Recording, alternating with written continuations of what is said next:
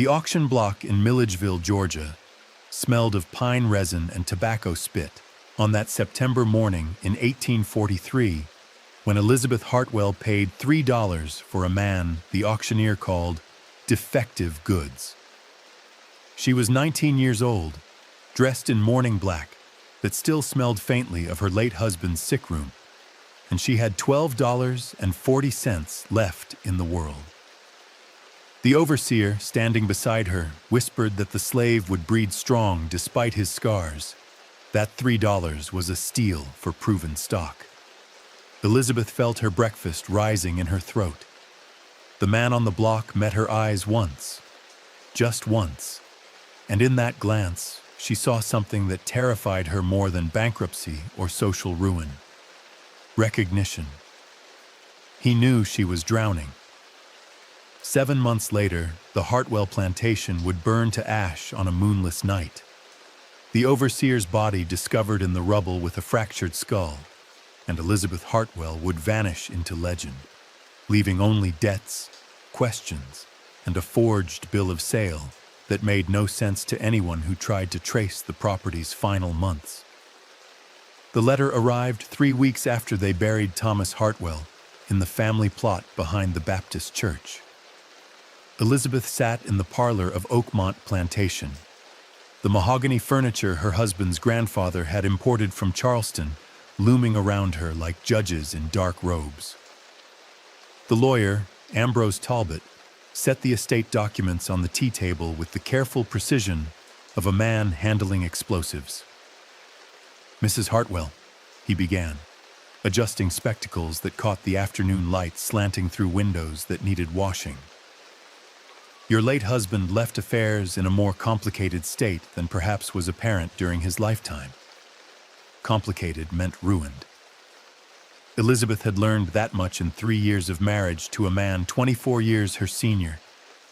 Thomas had been kind enough in his vague, distracted way, more interested in his books and his brandy than in managing 800 acres of Georgia clay. The overseer, Jacob Creel, had run everything while Thomas declined into the fever that finally claimed him in August. Now Creel stood behind Talbot's chair, arms crossed, watching Elizabeth with the patient expression of a man who knew exactly how this meeting would end. Talbot cleared his throat.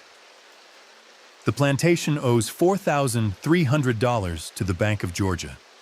Your husband took loans against future cotton yields that did not materialize. The loans are now due within 6 months, or the bank will seize the property." $4,000. Elizabeth's hands remained folded in her lap, but her mind was calculating frantically. The plantation produced perhaps $800 annually in good years. This was not a good year. "There are assets that can be liquidated," Talbot continued, consulting his papers. 17 enslaved persons currently on the property. Market value approximately $7,000 if sold as a lot. This would clear the debt with a modest remainder. "No." Elizabeth's voice surprised her with its steadiness. "I will not sell them." Creel spoke for the first time, his voice carrying the flat authority of someone who expected obedience. "Then you'll lose everything, Mrs. Hartwell. Bank takes the land, sells the slaves themselves, and you're left with nothing. At least this way you keep $1,000 to start over somewhere else." She looked at him properly then. Jacob Creel was perhaps 40, lean and sun-weathered, with pale eyes that never seemed to blink. He had been overseer at Oakmont for 6 years, hired by Thomas's father before the old man died. The enslaved people called him Mr. Jacob and kept their eyes down when he walked past. Elizabeth had never liked him, but Thomas had insisted Creel was efficient, that the plantation would collapse without his management. "There must be another way," Elizabeth said. Talbot shuffled papers uncomfortably. "The bank has suggested increasing production. Cotton prices are tolerably good this season. If the plantation could double its yield over the next 2 years." Double it with 17 hands? Creel interrupted. Can't be done. We need more workers, and Mrs. Hartwell just said she won't buy any. I said I won't sell the ones we have. Comes to the same thing. Creel moved to the window, looking out at the fields where Elizabeth could see distant figures bent over cotton rows. You need workers to make money to pay debt. You got no money to buy workers. That's what we call a problem with no solution. Silence settled over the parlor like dust. Outside, a mockingbird ran through its repertoire.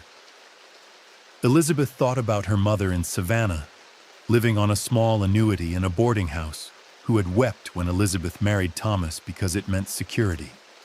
There was no going back there. There was nowhere to go back to. The Milledgeville auction is Saturday, Creel said, still facing the window. Sometimes you can pick up surplus cheap. Damaged goods, troublemakers, old stock. Not worth much individually, but they can still work. Elizabeth felt something cold slide down her spine. I have $12. Then we see what $12 can buy.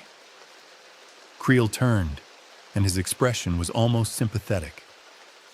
It's that, or watch the bank take everything your husband's family built. Your choice, Mrs. Hartwell. Your choice. But Elizabeth knew how small that word had become in the 3 weeks since she had sewn the morning dress she was still wearing. How small it had always been. The courthouse square in Milledgeville smelled of horse manure and human sweat on Saturday morning. Elizabeth sat in Creel's wagon, parasol opened against the September sun, trying not to look at the platform where the auction was already underway. Men in waistcoats and shirt sleeves crowded around, calling out bids, laughing at the auctioneer's jokes. The enslaved people on the block stood silent, facing the crowd with expressions Elizabeth couldn't read and didn't want to.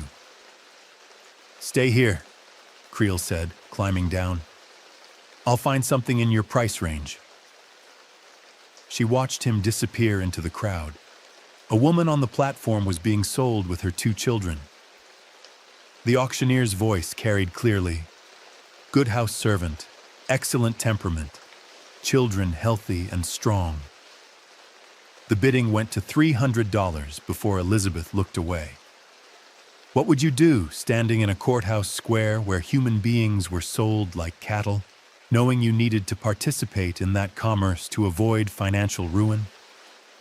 Would you tell yourself that you were different from the other buyers, that your intentions were somehow cleaner? Would you make bargains with your conscience and call them pragmatism?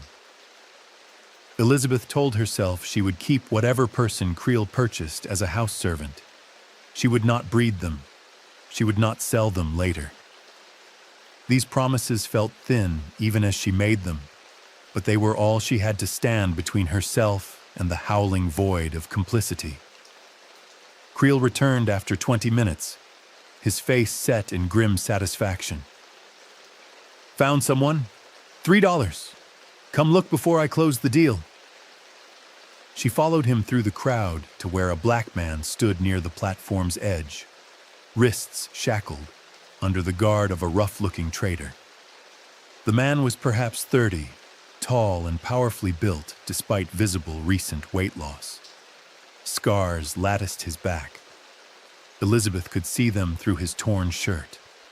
His face was turned away, but when Creel spoke his name, he looked up. This is Samuel. Was part of a lot from up near Athens. Owner died, estate sold the surplus.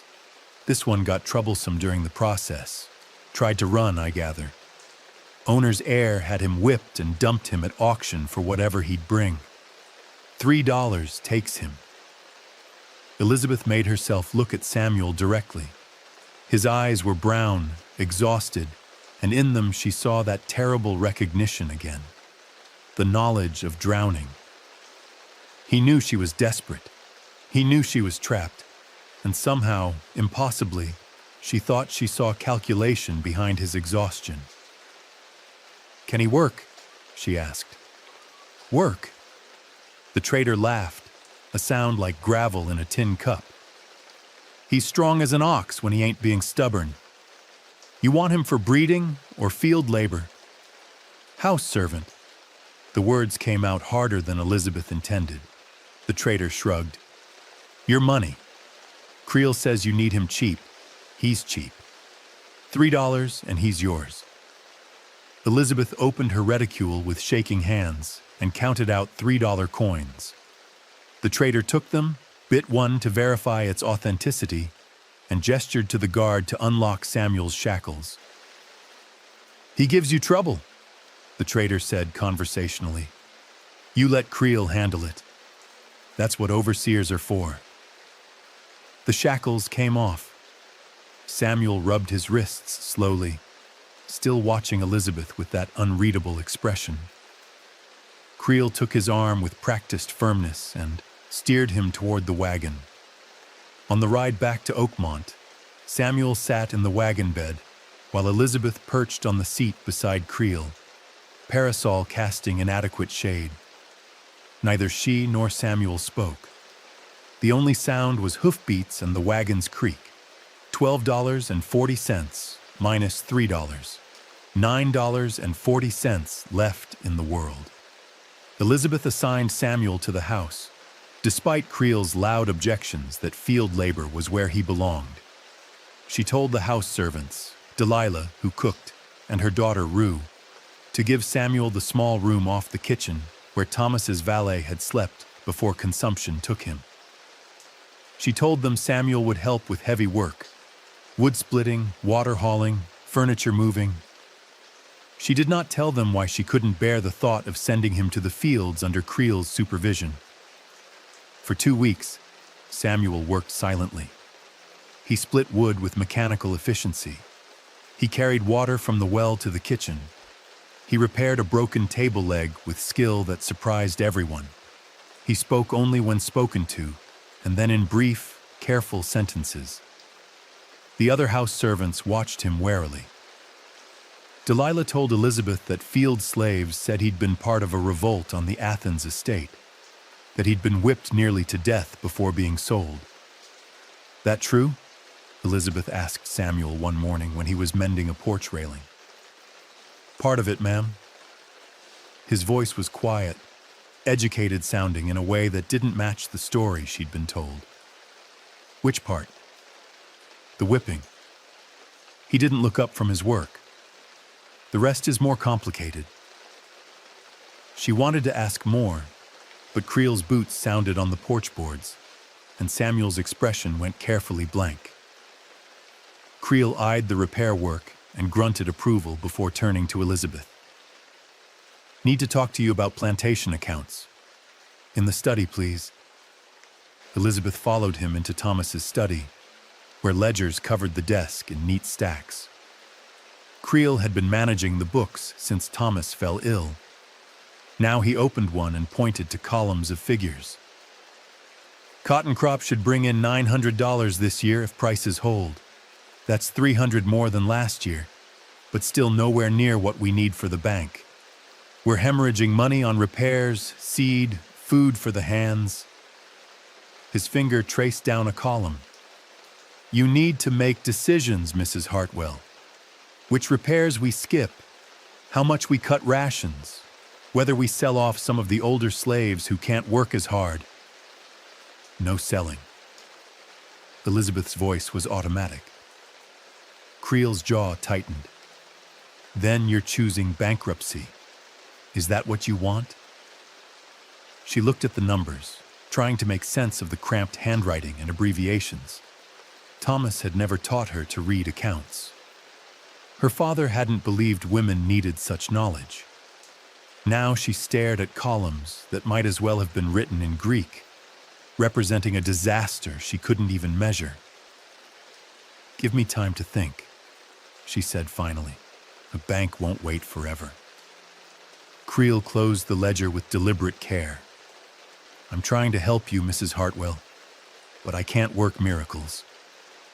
After he left, Elizabeth sat in Thomas's chair, surrounded by the smell of old tobacco and leather binding, and tried not to cry. The autumn light slanted through windows that looked out on fields that weren't producing enough to save her. She didn't hear Samuel in the doorway until he spoke. "Ma'am, I'm sorry to interrupt. There's a leak in the kitchen ceiling. Do you want me to patch it, or should I tell Mr. Creel?" Elizabeth looked up. Samuel stood just outside the study, careful to stay in the hallway. His posture was deferential, but his eyes flicked to the ledgers on the desk with unmistakable interest. "Can you read?" The question came out before she could stop it. The silence that followed felt dangerous. Finally, Samuel said carefully, "I can figure numbers some, ma'am, enough to help with inventory if you need it." It was more than he should have admitted. Reading was illegal for enslaved people in Georgia. Possessing that skill could get him sold or worse. But Elizabeth looked at the ledgers, then at Samuel, and made a decision that would change everything. "Close the door," she said. Samuel closed the study door and stood with his back to it, still holding the deferential posture but with a tension in his shoulders that suggested readiness to flee or fight. "I won't tell Mr. Creel," Elizabeth said, "but I need to understand these books. The overseer says we're losing money, that the plantation can't survive without changes I won't make. Can you—" She hesitated. "Can you help me understand if that's true? Why would you trust me to tell you true, ma'am?" "Because Mr. Creel benefits if I sell people. You don't." Samuel considered this. Then he crossed to the desk, movements careful, and looked at the open ledger. His finger traced the same column Creel had shown her. "This says $900 expected from cotton, but last year's crop brought $700, and this year's acreage is the same. He expecting a miracle, or expecting you not to notice?" Elizabeth leaned closer. Could he be lying about the numbers? Could be lying, could be mistaken, could be skimming. Samuel turned pages, scanning columns. "But see here, expenses, says $300 on seed and tools. That's high, very high. And here, repairs to mill and gin, $200. When was that work done?"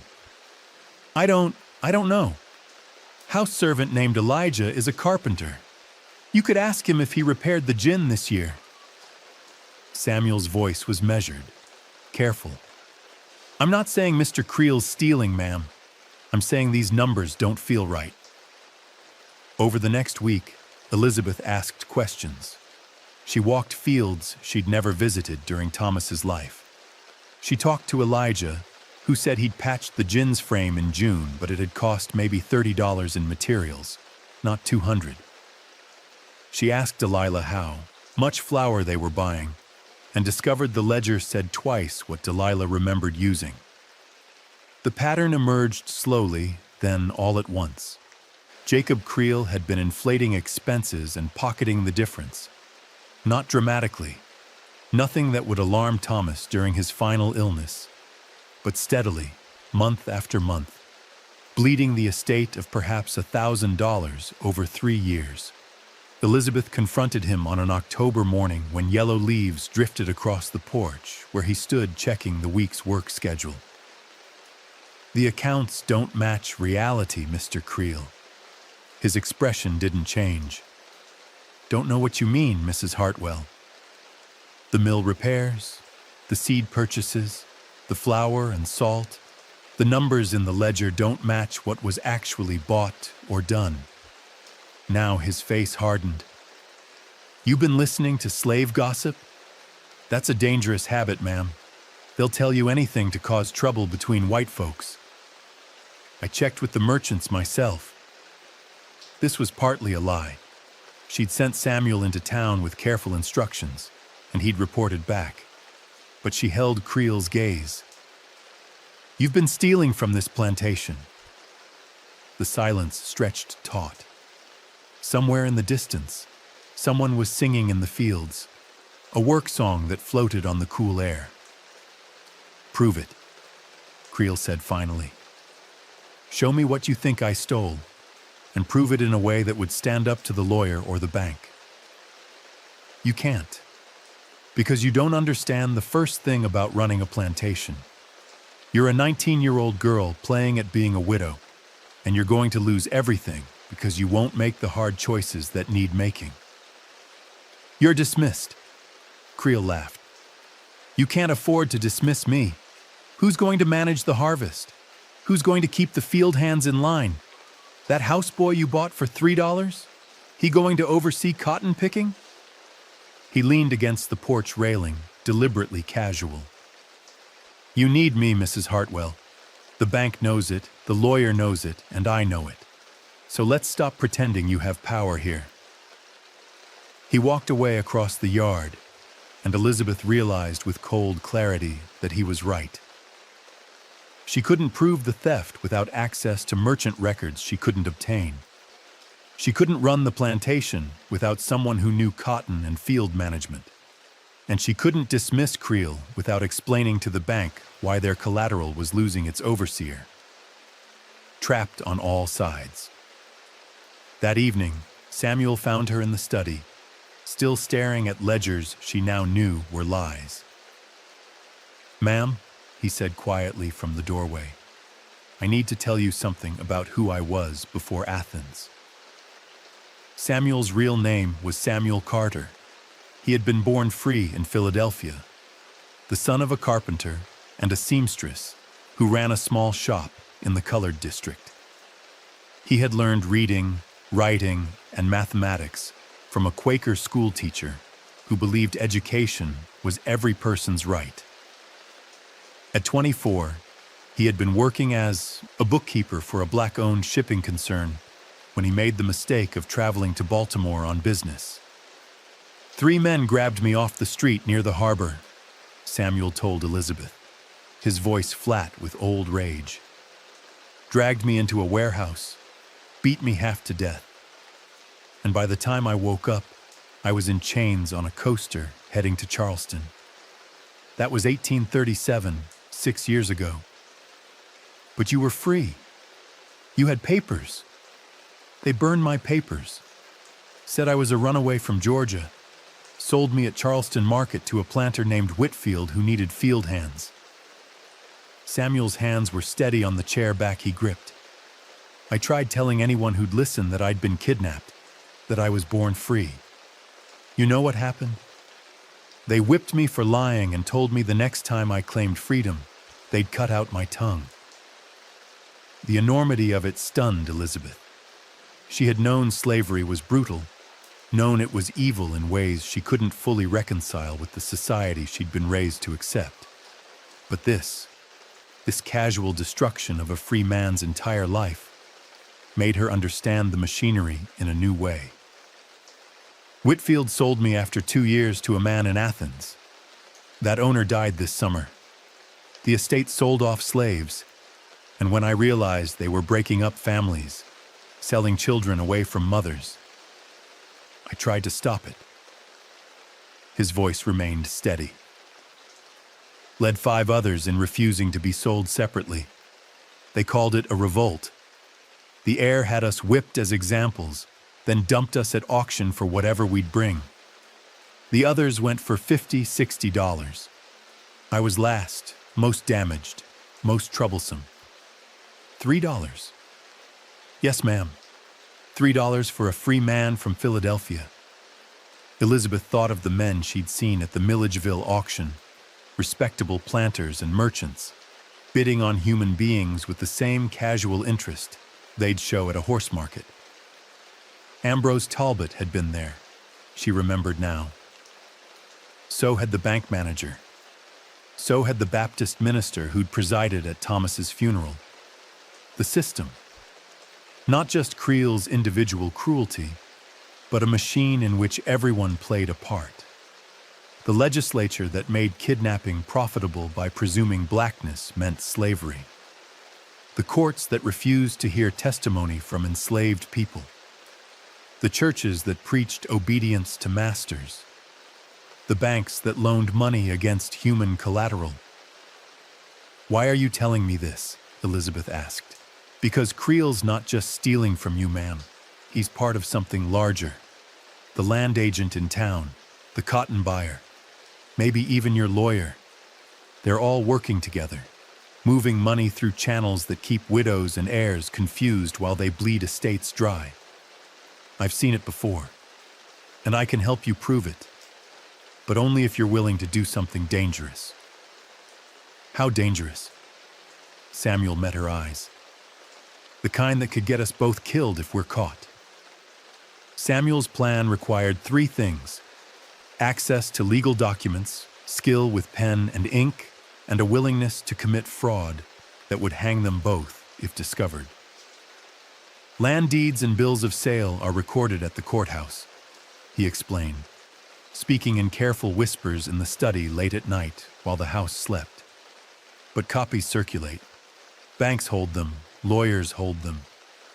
If we create contradictory copies, documents that show different ownership, different debt amounts, we can create enough confusion to slow the bank's seizure while we figure out what Creel and the others have really been doing. That's forgery. Yes, ma'am. Elizabeth thought of the $9.40 in her reticule, the 6 months before the bank would take everything, the 17 people who would be sold, families split, lives destroyed. How do we start? They started with practice.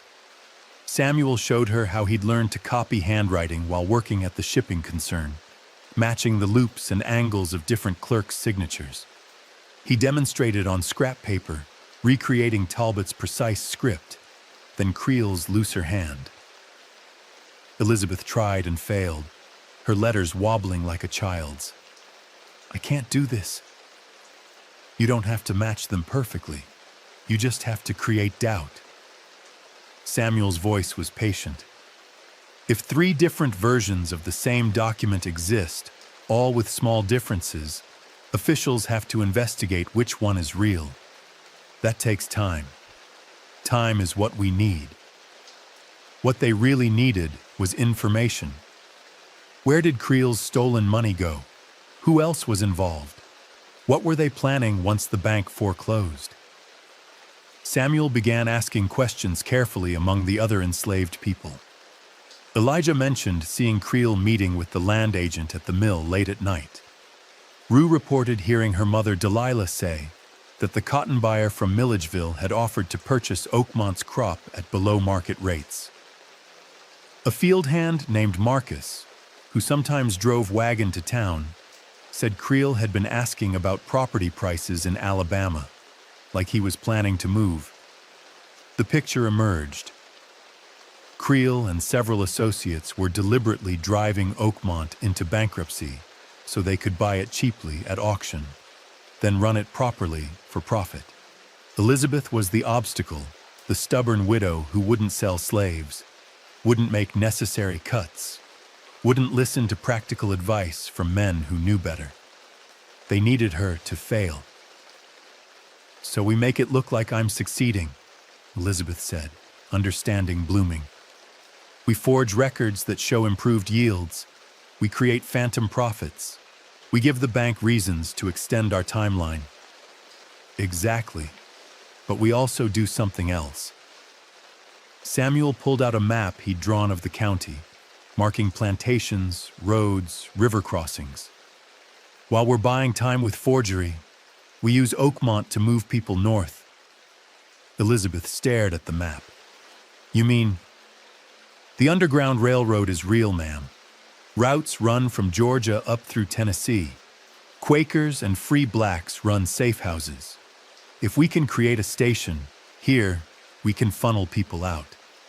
Maybe a few at a time, carefully, so it looks like they ran off for normal reasons. He looked at her directly. That $3 you paid for me?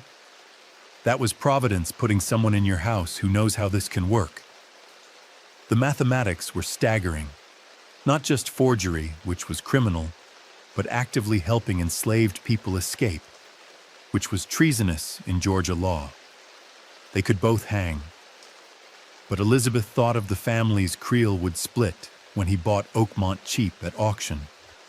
The children who would be sold south. The women who would be bred like livestock. "Show me how," she said. November brought cold rain that turned the roads to red mud. The cotton harvest limped along under gray skies, while Samuel taught Elizabeth the hidden language of the Underground Railroad. Quilts hung in certain patterns meant safe passage. Lanterns in windows at specific times indicated guides were ready. Songs contained directions. Follow the drinking gourd meant navigate by the North Star. Wade in the water meant use streams to throw off dogs. The first test came on a Tuesday, when a young woman named Sarah from a neighboring plantation appeared at Oakmont's kitchen door at midnight. She was 17, pregnant, running from a master who decided she was old enough to breed. Delilah brought her to Elizabeth, who had been waiting up. "Samuel says you'll help," Delilah said quietly. It was the first time she'd spoken to Elizabeth with something besides polite deference. "Says you're different from the others." Elizabeth looked at Sarah's terrified face and made the calculation. If they were caught harboring a runaway, Oakmont would be seized immediately.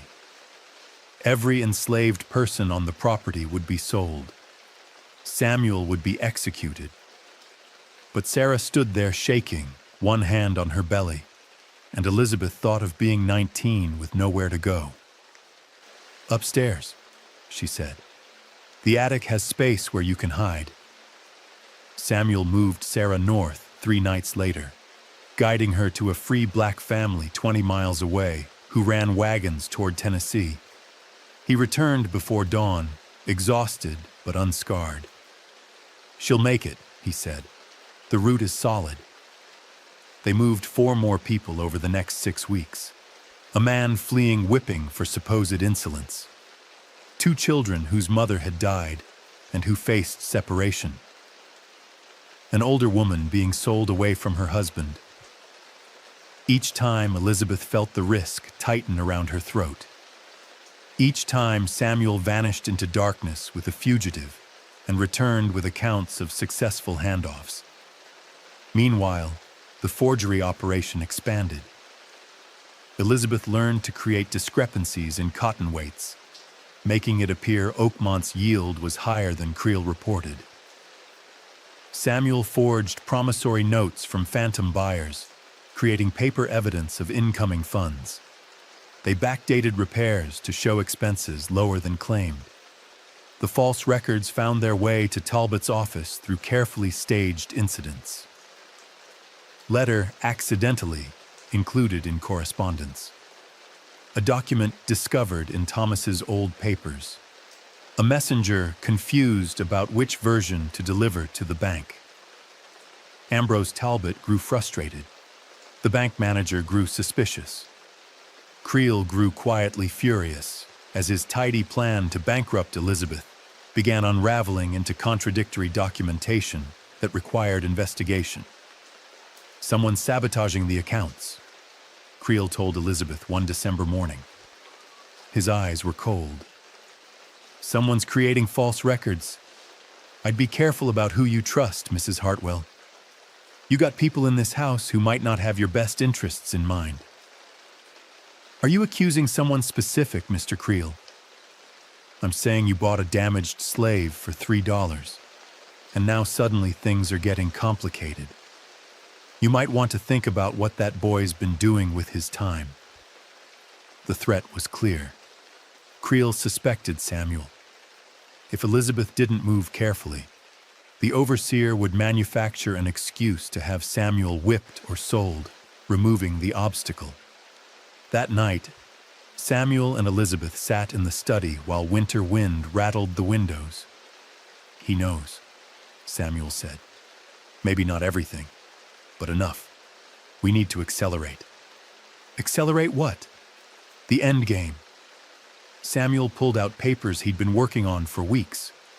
forged deeds transferring Oakmont to a fictitious buyer in Alabama, bills of sale showing enslaved people sold to phantom purchasers, debt releases that didn't exist. We make it look like you've sold the plantation and moved away. We burn the physical records so nothing can be verified. And then what happens to the people here? The 17 souls we haven't moved yet? Samuel's jaw tightened. That's the part I'm still working on. Christmas approached with ice on the windows and tension thick enough to choke on. Elizabeth hosted a small gathering for neighboring families, maintaining the fiction that Oakmont was stable, that the widow Hartwell was managing adequately, that nothing unusual was occurring on the property.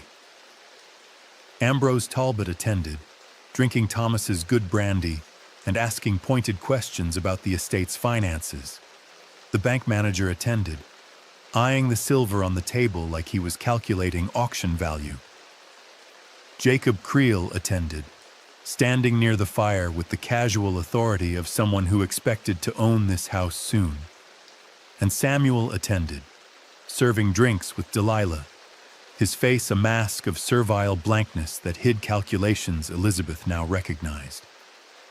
After the guests left, Talbot pulled Elizabeth aside.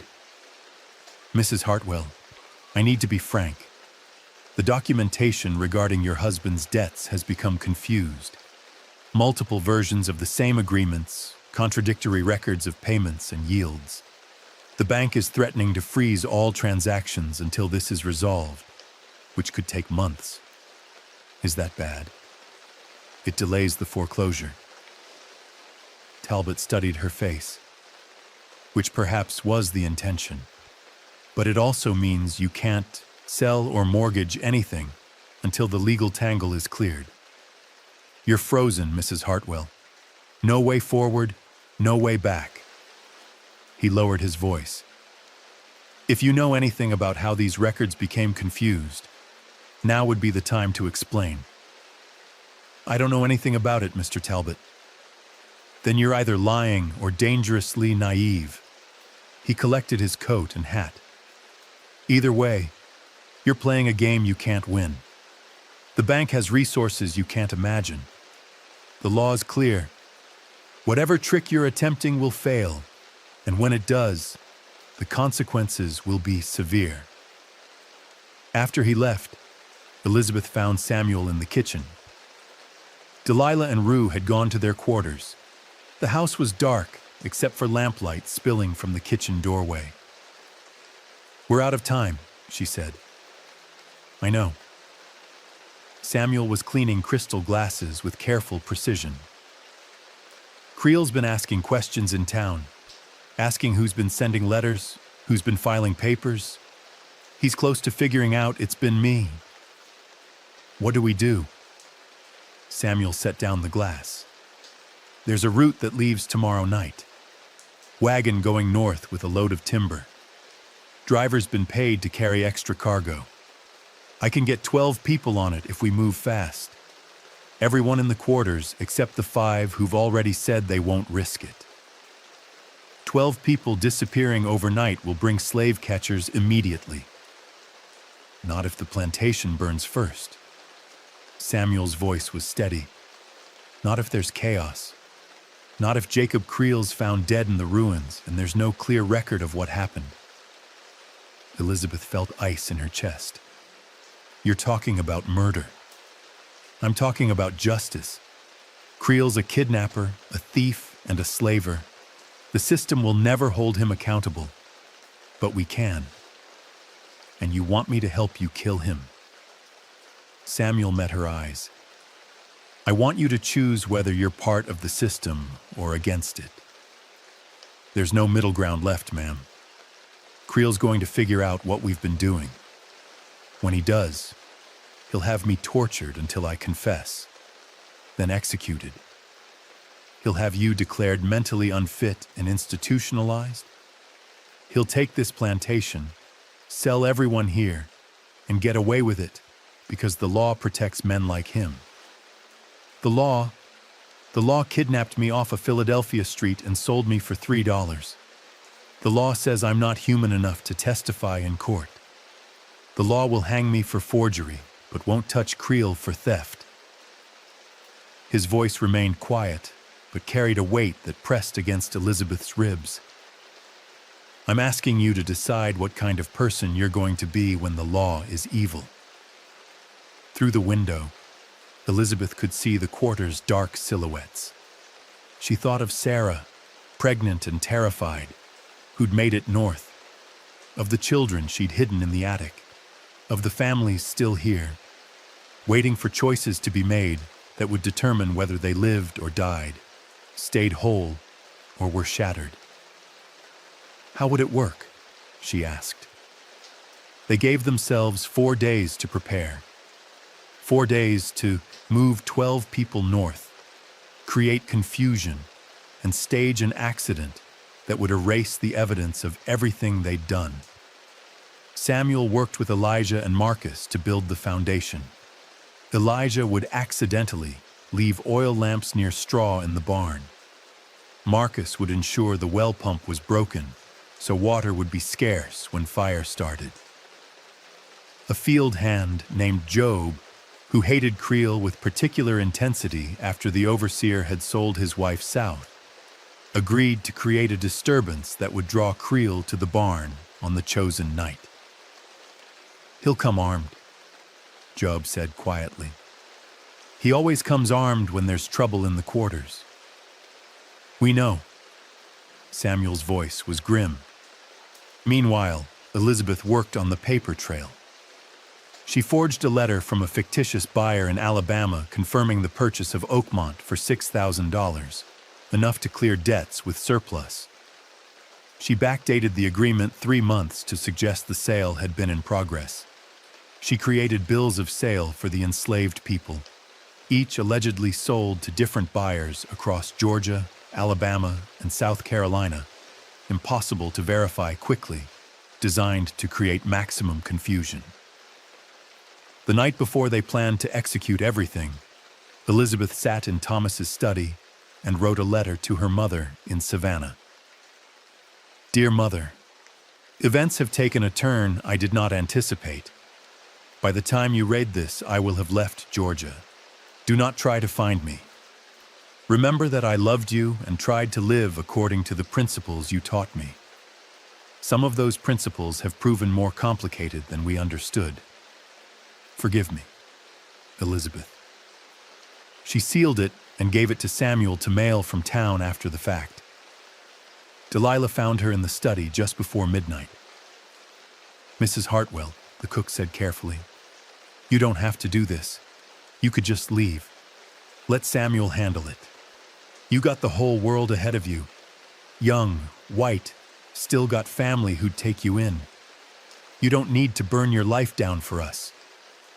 You think I'm doing this for you? Aren't you? Elizabeth looked at the ledgers scattered across Thomas's desk, the forged documents, the map of underground railroad routes Samuel had drawn. I'm doing it because the alternative is being the kind of person who knows what's happening and chooses comfort over justice. I'm doing it because I bought a free man for $3, and that transaction makes me as guilty as Creel unless I do something that costs me equally. Delilah's expression softened. You got a harder row to hoe than most white women, I'll give you that.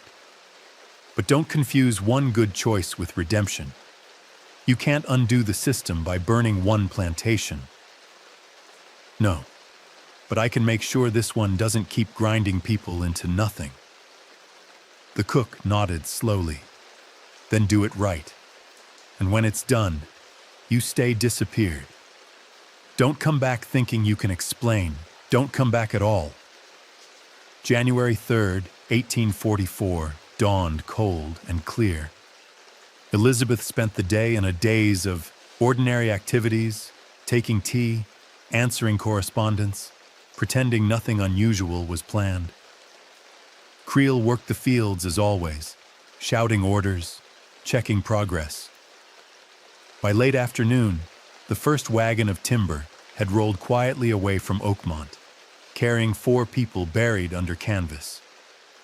2 more wagons would leave tonight. At 7 o'clock, Job started the disturbance. He picked a fight with another field hand over something trivial, let it escalate into shouting. By 8, Creel was striding toward the quarters, hand on the pistol he wore at his belt. Samuel waited in the barn. Elizabeth would never know exactly what happened in those minutes. Samuel refused to tell her details afterward, said she didn't need that weight. But she heard the shout, the sound of something heavy falling, and then Samuel appeared at the house's back door, breathing hard, blood on his shirt. It's done. We need to move now. They had rehearsed this. Elizabeth ran through the house, opening trunks, scattering papers, making it look like panicked flight. Samuel gathered the remaining enslaved people, 12 in total, and led them to the 2 waiting wagons hidden in the woods beyond the quarters. The drivers, free black men from Milledgeville who'd been paid handsomely and asked no questions, received their cargo quickly. "Burn it," the second driver said to Samuel. "Don't leave anything that can tell the story."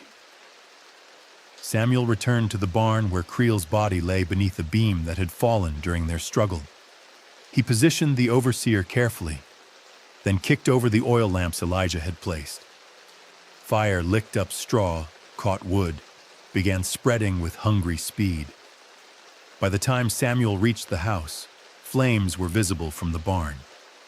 He and Elizabeth moved through Thomas's study methodically, feeding documents to the fireplace, the real ledgers, Samuel's notes, maps, letters. When they were sure nothing incriminating remained, Samuel set fire to the curtains. They left through the front door as smoke filled the house behind them. Elizabeth carried a small bag with a few clothes and the $9.40 she still had. Samuel carried nothing but the knowledge of what they'd done. A horse waited in the woods, stolen 2 days earlier from a farm 12 miles away. They rode double, Elizabeth side saddle behind Samuel, the night cold against their faces. Behind them, Oakmont burned like a funeral pyre, flames climbing into the darkness. They rode until dawn, then hid in a tobacco barn and slept in shifts. When they woke, the sun was high and Elizabeth was no longer a widow plantation mistress. She was a fugitive. The Milledgeville newspaper reported the disaster on January 6th. Tragic fire claims life, destroys Oakmont plantation. The article described how Jacob Creel had died heroically trying to save property during a blaze of unknown origin. Mrs. Elizabeth Hartwell was presumed to have fled in panic. The enslaved population had scattered. Some perhaps perished in the fire. Others escaped in the confusion. The bank mourned the loss of its collateral. Ambrose Talbot told anyone who would listen that he'd warned Mrs. Hartwell she was courting disaster. The bank manager noted that the competing documentation made determining actual ownership almost impossible. The case would be tied up in courts for years. Neighbors clucked their tongues and said it was a tragedy. What happened when young widows tried to manage affairs beyond their understanding? No one mentioned that the investigation found Creel's skull fractured before the fire started. No one mentioned that a suspicious number of escaped slaves matched descriptions from multiple properties, suggesting organized assistance rather than spontaneous flight. No one wanted to look too closely at a disaster that benefited no one and implicated everyone who'd failed to help a struggling widow.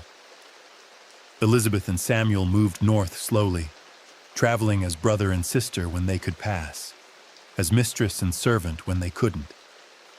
They used names Samuel invented, John and Mary Preston, and told a story about fleeing debt in Georgia.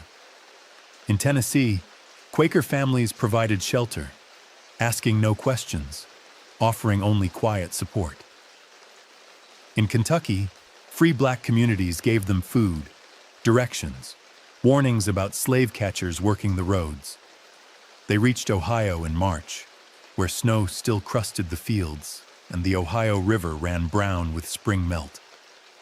A conductor on the Underground Railroad secured them passage to a black settlement outside Cincinnati, where Samuel's bookkeeping skills earned him work with a shipping concern that asked nothing about his past. Elizabeth took employment as a seamstress, her fine needlework learned in Savannah parlors now supporting her in a rented room above a German bakery. She wrote her mother once, from a false address, saying only that she was alive and well and should not be sought. She did not write that she woke most nights seeing fire. She did not write that she could not decide whether burning Oakmont had been justice or just another kind of destruction. She did not write that she and Samuel had married in a Quaker ceremony, that their union was illegal in half the states, but felt like the only honest choice they'd ever made. In May of 1844, a letter arrived at the Cincinnati boarding house where Elizabeth and Samuel were living. The handwriting was unfamiliar. The postmark, Savannah. Mrs. Hartwell, you don't know me, but I knew your mother. She passed last month. Hart, the doctor said. She asked me to find you if I could and tell you she understood. She said to say that courage has a cost, but some costs are worth paying. She left you the small inheritance from your father, held in trust. It's not much, but it's yours if you claim it under your real name. The lawyer is discreet. You could come home. Mrs. Adelaide Foster Elizabeth read the letter 3 times, then burned it in the stove. She could not risk going back, even for her mother's funeral, even to claim money that might ease their precarious existence. The risk of being recognized, questioned, connected to the Oakmont disaster, it was too high. You could go alone, Samuel said that night. I'd wait here. And if someone asks about my husband, or sees me with you when I return. They both knew the mathematics. A white woman married to a black man, even a free black man in Ohio, was scandal enough. A white woman married to a man who might be recognized as formerly enslaved, who might be connected to forged documents and plantation fires, that was evidence. Some doors, once closed, stayed closed. Samuel's work at the shipping concern prospered. Within a year, he was managing accounts for 3 different merchants. His skill with numbers and his careful discretion making him valuable. Elizabeth's sewing brought in steady income, and their combined earnings allowed them to rent a small house in the colored district, where mixed marriages, while unusual, were not impossible. They never spoke of what happened in the barn. They never discussed whether Creel had drawn his pistol first, whether the beam had fallen accidentally, whether Samuel's hands or Samuel's planning had delivered the overseer to death. Some questions had no good answers, and asking them changed nothing. But in 1847, 3 years after Oakmont burned, a man appeared at their door. He was perhaps 40, well-dressed, carrying a leather satchel. His skin marked him as mixed race, his bearing as someone accustomed to respect. "Mrs. Preston?" he said when Elizabeth answered. Or should I say Mrs. Hartwell? Terror flooded her throat. "I don't know what you mean." "My name is Frederick Harrison. I'm a conductor on the railroad. I helped move 12 people from a burning Georgia plantation 3 years ago. Some of those people live here in Cincinnati now. They asked me to find you." He opened the satchel and withdrew a small wooden box. "They wanted you to have this. Said it belonged to them once, but now it belongs to you and your husband. Said it was payment for what you did." Inside the box was money. Elizabeth stared at the bills. Perhaps $200, an impossible fortune saved penny by people who had nothing.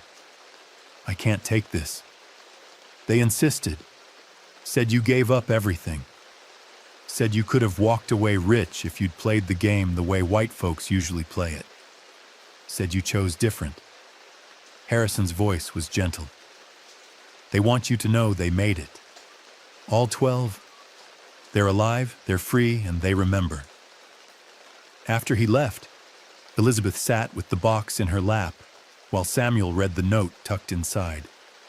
It was signed by names she recognized: Elijah, Marcus, Job, Delilah, Rue, and 7 others.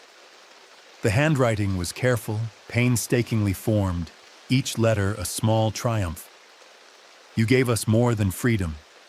You gave us the chance to be whole. We are grateful beyond words. Live well.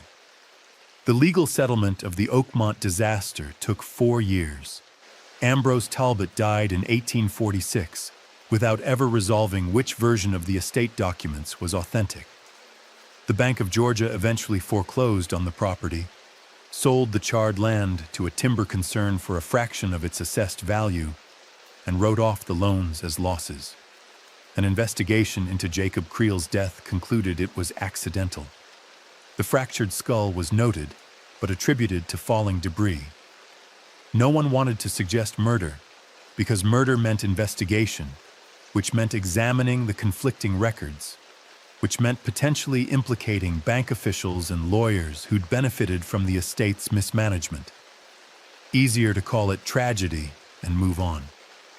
Of the 17 enslaved people documented on Oakmont's last verified census, 12 were never recovered. Advertisements ran in Georgia newspapers for 2 years, describing runaways, offering rewards. None were claimed. 5 others, elderly or infirm, had refused to flee and were present when authorities arrived after the fire. They were sold at auction to settle partial debts. Their testimony about the night of the fire deemed unreliable due to their status. The timber concern that bought the land cleared the remaining structures in 1849. Workers reported finding bones in the barn ruins, which were assumed to be Creel's remains and buried in the Milledgeville Cemetery. They also reported finding bones in the woods, which were assumed to be animals and ignored. No one searched for Elizabeth Hartwell very hard. White women fleeing debt was embarrassing, but not criminal. The assumption was she'd returned to family, remarried under a new name, or died somewhere unrecorded. Her mother's estate passed to cousins in Charleston, who had never met Elizabeth and didn't care to search for her. The forged documents remained unexplained. The competing bills of sale, the contradictory deeds, the phantom buyers, all were eventually attributed to irregular record-keeping during the deceased Mr. Hartwell's final illness. Ambrose Talbot took the blame posthumously, his reputation tarnished by suggestions of professional negligence. The system absorbed the scandal and continued. But in the colored communities of Cincinnati, Oberlin, and Detroit, a story circulated about a white widow who'd burned her plantation rather than sell her people. The details shifted with each telling. Sometimes she died in the fire herself. Sometimes she fled to Canada. Sometimes she joined the Shakers and lived to old age spinning wool. The core remained constant. She'd chosen destruction over complicity. And somewhere in those stories, always just at the edge of the telling, was a man who'd been sold for $3 and turned that transaction into revolution. Elizabeth and Samuel Preston lived in Cincinnati for 32 years. They had 3 children, 2 daughters and a son, who grew up knowing pieces of their parents' past, but never the full story. The children knew their father had been enslaved, that he'd escaped, that their mother had helped him. They knew their parents' marriage was controversial in some quarters, accepted in others. They did not know about the fire. Samuel worked as a bookkeeper and later as a clerk for the Freedmen's Bank after the Civil War. He testified before committees about the need for education and economic opportunity for formerly enslaved people. He wrote letters to newspapers advocating for civil rights. He became a respected figure in Cincinnati's black community. known for his precise thinking and his quiet determination. Elizabeth worked as a seamstress, then as a teacher in a school for colored children after the war. She taught reading, writing, arithmetic, and geography, giving children the knowledge she'd been taught to use only for managing households. She published a short essay in 1863 titled "The Complicity of Silence," arguing that bystanders to injustice bore moral responsibility equal to active perpetrators. Neither ever returned to Georgia. In 1876, when they were both in their 50s, a package arrived addressed to Mary Preston. Inside was a worn ledger book and a note in handwriting Elizabeth didn't recognize. "Mrs. Hartwell, I was the timber company foreman who cleared your old property. Found this buried in a metal box near where the barn stood. Thought you might want it. Don't know how you ended up in Ohio, but I'm glad you got out. My brother was a conductor on the railroad. He told me what you did. Some secrets are worth keeping, but some evidence ought to exist. This is yours now. Do with it what you think right." E.M. The ledger was Jacob Creel's private accounts, the real records he'd kept separate from the forgeries he'd shown Thomas and Elizabeth. Every theft documented, every payment from the land agent and cotton buyer recorded, every plan to bankrupt and acquire Oakmont laid out in meticulous detail. Elizabeth held the ledger for a long time, then placed it in a trunk with her other papers. She wrote a cover letter explaining its provenance, sealed it with instructions to be opened only after her death, and filed it with a lawyer she trusted. When she died in 1882 at the age of 57, the ledger was donated to the Ohio Historical Society with a simple note: "Evidence of embezzlement and conspiracy in Georgia circa 1843. May serve as documentation of systemic corruption in antebellum plantation economy." E.H.P. Samuel lived another 12 years, dying in 1894. In his final months, he wrote a brief memoir that circulated in black newspapers, describing his kidnapping from Philadelphia, his years in slavery, and his eventual escape with the help of a widow who chose conscience over convention. He never named Elizabeth in the memoir. He never mentioned the fire. But in the Ohio Historical Society archives, filed under Preston Elizabeth Hartwell, Papers 1823 to 1882, researchers can find a peculiar collection.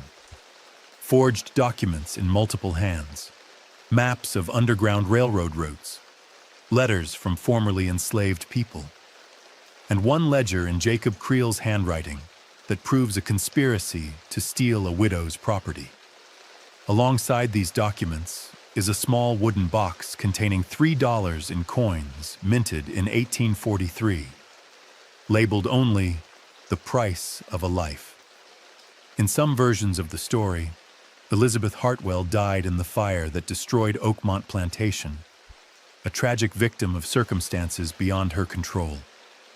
In other versions, she fled north with stolen money and lived out her days in comfortable anonymity. Court records support the first version. Oral histories whispered through the black communities of Cincinnati support the second. The truth, as always, lies in the spaces between official documentation and lived memory. What is certain is this: on January 3, 1844, a plantation burned in Georgia. An overseer died under circumstances never fully explained, and 12 enslaved people vanished without trace.